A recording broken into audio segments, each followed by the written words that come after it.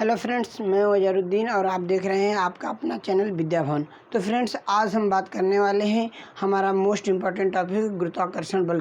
गुरुत्वाकर्षण बल आखिर पृथ्वी के अंदर पाया जाता है, इसका कार्य क्या है, ये किसी वस्तु को अपनी तरफ खींचता है तो कारण क्या है। तो फ्रेंड्स, आज हम जितना भी बात करेंगे केवल और केवल गुरुत्वाकर्षण के बारे में बात करेंगे और नेक्स्ट वीडियो में द्रव्यमान और भार के बारे में बात करेंगे। फ्रेंड्स, चलते हैं अपने टॉपिक की तरफ, गुरुत्वाकर्षण बल। तो हम जानते हैं पृथ्वी पर जितनी भी वस्तुएं पाई जाती हैं, हर पिंड के का कुछ न कुछ द्रव्यमान होता है और हर पिंड में एक आकर्षण बल होता है, जिसके कारण किसी वस्तु को कोई वस्तु अपनी तरफ आकर्षित करने का प्रयास करता है। तो नोटिस आपको ये करना है कि जिस पिंड में का कुछ न कुछ द्रव्यमान होता है उसमें एक आकर्षण बल होता है। जिस प्रकार से लेते हैं पृथ्वी का द्रव्यमान सबसे ज़्यादा है और इस पिंड का द्रव्यमान कम है, जिसके कारण यह वस्तु ऊपर से नीचे की ओर आती हुई प्रतीत होती है। जिस पिंड का द्रव्यमान सबसे अधिक होगा उस पिंड में गुरुत्वाकर्षण बल सबसे अधिक होगा। जिस पिंड का द्रव्यमान सबसे कम होगा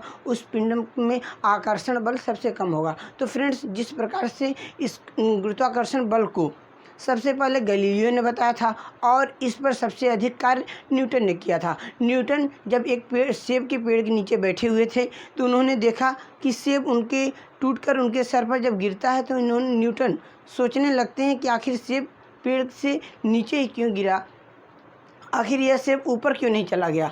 तो न्यूटन ने जब इसके बारे में अध्ययन किया तो उन्होंने बताया कि पृथ्वी के अंदर एक बल पाया जाता है जिसका नाम है गुरुत्वाकर्षण बल, जिसके कारण किसी वस्तु को वह अपनी तरफ आकर्षित कर सकती है। तो हम जानते हैं कि पूरे ब्रह्मांड में हर पिंड के पास अपना गुरुत्वाकर्षण बल होता है, जिस बल के कारण यदि ब्रह्मांड में या हमारे वातावरण में गुरुत्वाकर्षण बल समाप्त हो जाए तो हम लोग जी नहीं पाएंगे, क्योंकि गुरुत्वाकर्षण बल के कारण ही हवाएं मौजूद हैं, पानी मौजूद है, धूप मौजूद है, जो भी चीज़ नेचुरल जो भी चीज़ मौजूद है वह गुरुत्वाकर्षण बल के कारण ही मौजूद है। तो फ्रेंड्स, सबसे इम्पॉर्टेंट पॉइंट्स हमारा ये है कि न्यूटन ने बताया था कि दो पिंडों के बीच लगने वाला आकर्षण या प्रतिकर्षण बल उन दोनों पिंडों के द्रव्यमान के गुणनफल के समानुपाती होता है। तो फ्रेंड्स, लिखते हैं दो पिंडों के बीच लगने वाला आकर्षण या प्रतिकर्षण बल। हमने दो पिंड बनाया, यहाँ पर ये दो पिंड है,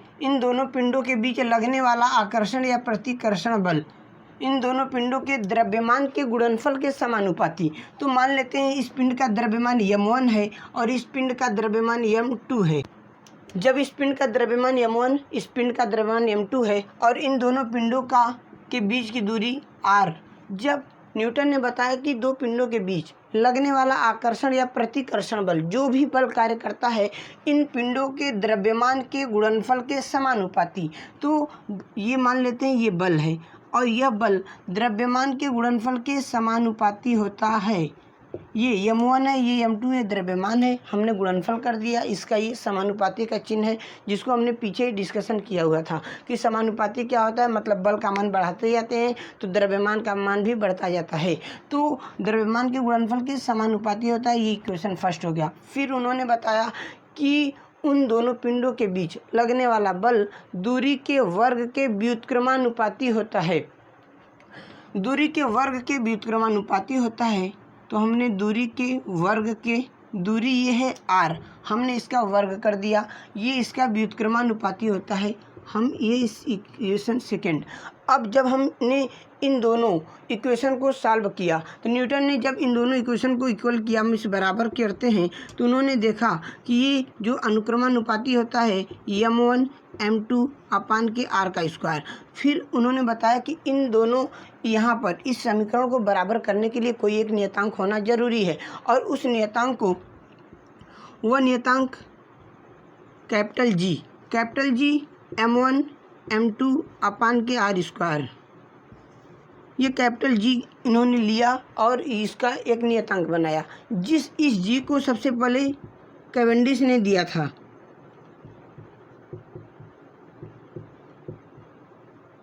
इस G को सबसे पहले किसने बताया था, कैवेंडिश ने, और इस G का मान होता है, G का मान 6.67 × 10⁻⁻11 newton metre square newton metre square प्रति किलोग्राम का स्क्वायर। ये जी का मान है जो कांस्टेंट है, मतलब नियतांक है, ये कभी भी बदलता नहीं है। पूरे ब्रह्मांड में कैपिटल जी का मान कभी बदलता नहीं है। आप यहाँ पर जब पृथ्वी पर रहिए या किसी भी मंगल ग्रह पर, शनि ग्रह पर, बुध ग्रह पर, किसी पर ग्रह पर आप चले जाएंगे, कैपिटल जी का मान नहीं बदलेगा। अब बात करते हैं, ये कैपिटल जी का मान 6.67 × 10⁻⁻11 न्यूटन मीटर स्क्वायर प्रति किलोग्राम का स्क्वायर। तो कुछ लोग सोचने लगते हैं ये जी का मान जो भी है ये न्यूटन मीटर स्क्वायर प्रति किलोग्राम का स्क्वायर क्यों इसका मात्रक है। तो हम बात करते हैं यहाँ से, मान लेते हैं ये जो यफ बराबर होता है, यफ बराबर होता है जी m1 m2 अपान के आर का स्क्वायर। जो है हम जी का मान निकालने के लिए, केवल जी का मात्रक निकालने के लिए हम आपको क्लियर समझा रहे हैं कि जी का मात्रक कैसे निकाला जाएगा। हमने आर को क्रॉस मल्टीप्लाई कर दिया यफ के साथ, तो यफ आर का स्क्वायर हो जाएगा बटा के बराबर हो जाएगा जी m1 m2।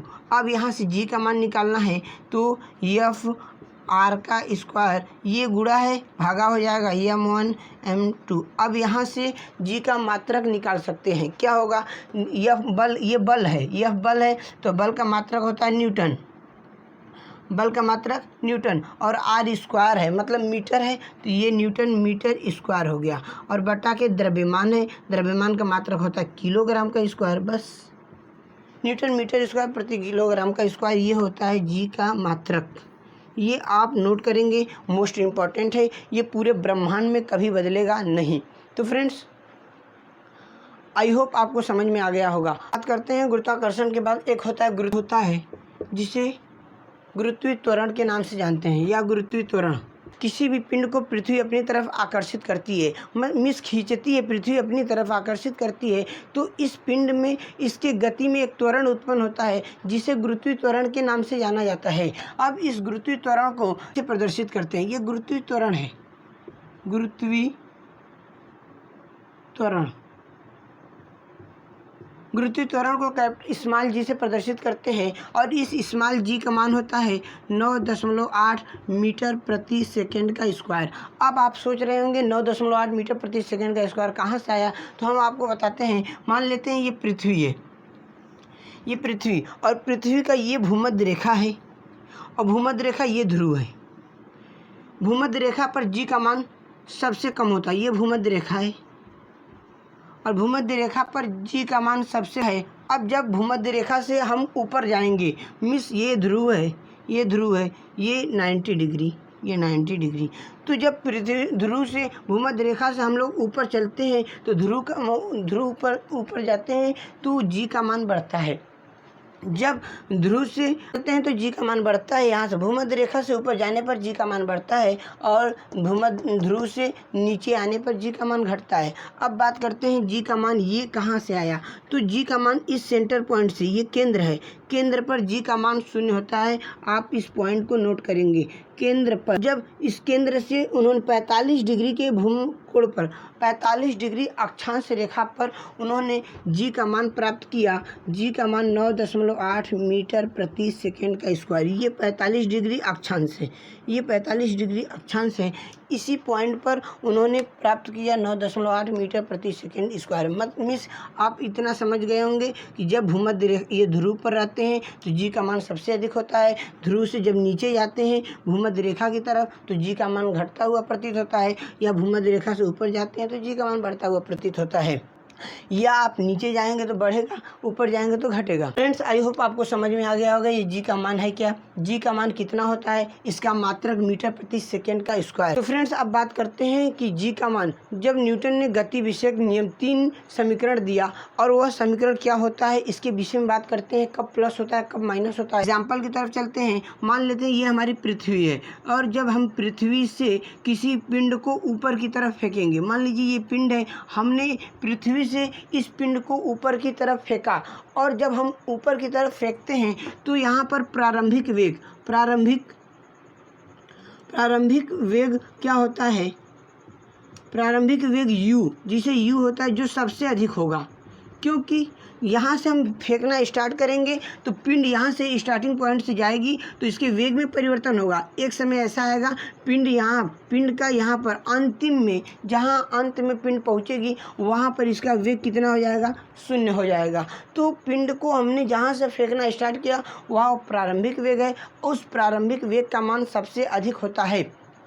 अब बात करते हैं, प्रारंभिक वेग को u से प्रदर्शित करते हैं और अंतिम वेग को v से प्रदर्शित करते हैं। प्रारंभिक वेग का मान सबसे अधिक होता है और अंतिम वेग का मान सबसे कम होता है। जब पिंड ऊपर से नीचे की तरफ आती है तो अंतिम वेग का मान सबसे कम होता है, प्रारंभिक वेग का मान सबसे अधिक होता है, वही बात है। तो अब इन्होंने न्यूटन ने समीकरण दिया, गति विषयक 3 नियम दिया कि v बराबर होता है u plus G T. Plus क्यों किया, क्योंकि जब पिंड ऊपर v बराबर u प्लस जी टी, उन्होंने g प्लस यहाँ पर साइन इसलिए दिया कि पिंड जब ऊपर से नीचे की तरफ आती है तो उसका प्रारंभिक वेग क्या होता है, बढ़ता हुआ प्रतीत होता है। पहले यहाँ बात करते हैं, ये प्रारंभिक वेग है और अंतिम वेग है, तो त्वरण क्या होगा, त्वरण v minus u by T, यही त्वरण होगा जिसे कहते हैं गुरुत्वीय त्वरण। और हमेशा गुरुत्वीय त्वरण का मान निगेटिव आता है। क्यों आता है, क्योंकि प्रारंभिक वेग का मान सबसे अधिक होता है तो गुरुत्वीय त्वरण का मान भी निगेटिव आएगा। तो फ्रेंड्स अब बात करते हैं, न्यूटन ने गति विषयक 3 नियम दिया। जब पिंड ऊपर से नीचे की तरफ आ रही है तो यहाँ पर g का मान बढ़ता हुआ प्रतीत हो रहा है, इसलिए यहाँ पर प्लस लगाएंगे, v बराबर u प्लस जी टी और s बराबर होता है U T plus half G T square और v स्क्वायर बराबर u स्क्वायर प्लस का 2gh। ये जब पिंड ऊपर से नीचे की तरफ आती है तब प्लस का साइन लगाएंगे और जब पिंड ऊपर से नीचे की तरफ आएगी, जब पिंड नीचे से ऊपर की तरफ जाती है तो हम जानते हैं कि प्रारंभिक वेग सबसे अधिक है, अंतिम वेग जाते जाते घटता हुआ प्रतीत होता है। इसलिए उन्होंने समीकरण दिया v बराबर u माइनस जी टी और s बराबर होता है U T plus half G T square और v स्क्वायर बराबर होता है u स्क्वायर माइनस का 2gh।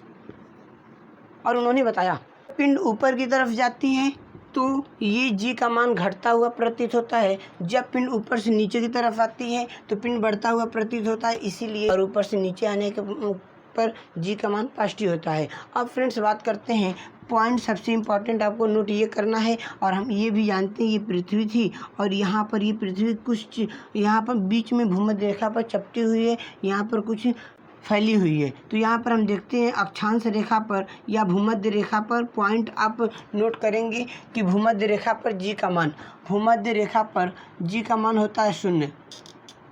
भूमध्य रेखा पर g का मान होता है 0 और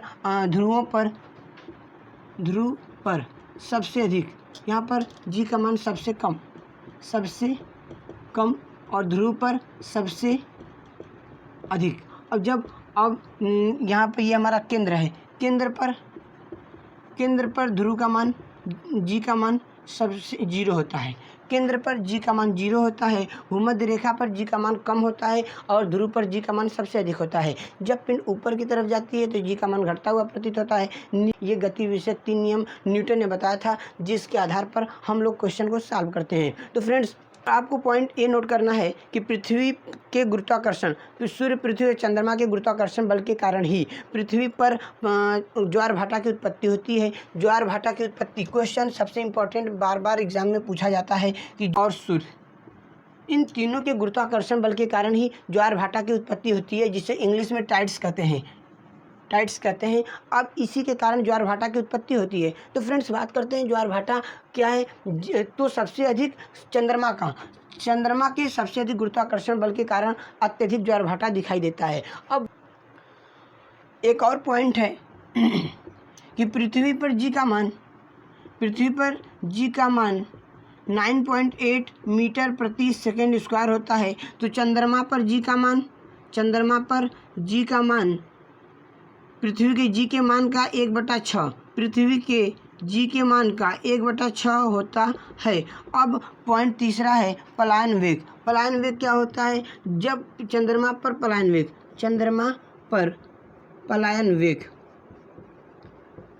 वेग होता है 2.38 मीटर प्रति सेकेंड। तो 2.38 मीटर प्रति सेकेंड ये चंद्रमा पर पलायन वेग है, जिसके कारण किसी वस्तु को हम लोग ऊपर की तरफ फेंक देते हैं तो वह गायब हो जाती है, अर्थात तो वह पलायन कर जाती है, पृथ्वी पर वापस नहीं आती है। तो फ्रेंड्स अब अब पृथ्वी का पलायन वेग कितना होता है? तो पृथ्वी का पलायन वेग होता है 11.2 किलोमीटर प्रति सेकंड। जब 11.2 किलोमीटर प्रति सेकंड की स्पीड से हम किसी वस्तु को ऊपर की तरफ फेंकते हैं तो यह वस्तु पलायन कर जाती है, अर्थात गायब हो जाती है। वह वस्तु फिर कभी पृथ्वी पर वापस नहीं लौट कर आती है। ये था हमारा आज का वीडियो, जिसमें गुरुत्वाकर्षण के बारे में हमने बताया। गुरुत्वाकर्षण का ये 3 समीकरण आपको लर्न होना चाहिए। कब घटती है, कब बढ़ती है, जी का मान कब घटता है, कब बढ़ता है, यहाँ पर बताया गया फ्रेंड्स। तो आई होप आपको समझ में आया होगा। यदि आपको समझ में नहीं आया है तो आप वीडियो को फिर से बैक जाकर वीडियो को पूरा क्लियर देख लें, वीडियो को पूरा देखें, जिससे आपको पूरा डेफिनेशन क्लियर हो जाए। तो फ्रेंड्स, आई होप आपको समझ में आया होगा। तो अब मिलते हैं नेक्स्ट वीडियो में नेक्स्ट टॉपिक के साथ, और हमारा नेक्स्ट टॉपिक है द्रव्यमान और भार में संबंध। द्रव्यमान क्या होता है, भार क्या होता है, और अभी हमको बात करना है कि कैपिटल जी और स्मॉल जी। तो फ्रेंड्स, आज हमने जितना भी बात किया ये गुरुत्वाकर्षण के बारे में हमने बात किया। अब अभी हमारा मेन पॉइंट है कि कैपिटल जी और स्मॉल जी क्या होता है। कैपिटल जी और स्मॉल जी, और इस कैपिटल जी स्मॉल जी इसको कहते हैं गुरुत्वाकर्षण नियतांक, और इसको कहते हैं गुरुत्वीय त्वरण। तो गुरुत्वाकर्षण नियतांक क्या होता है, गुरुत्वीय त्वरण क्या होता है, इसके विषय में हम नेक्स्ट वीडियो में द्रव्यमान और भार के विषय में बात करेंगे, और कैपिटल जी स्मॉल जी के विषय में बात करेंगे। तो फ्रेंड्स, अब मिलते हैं नेक्स्ट वीडियो में इसी टॉपिक के साथ। तो यदि आपको आज का वीडियो समझ में आया है तो आप इस चैनल को सब्सक्राइब करें, लाइक करें, शेयर करें तथा कमेंट करना ना भूलें।